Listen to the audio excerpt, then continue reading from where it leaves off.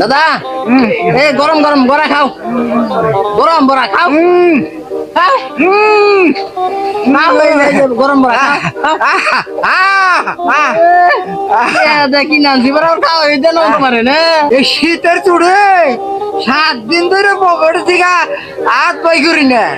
তোর এই 5টার বড় নিগে আমি হাত পাই করবো। খাওয়াই দিলে দে, না দিলে না দে।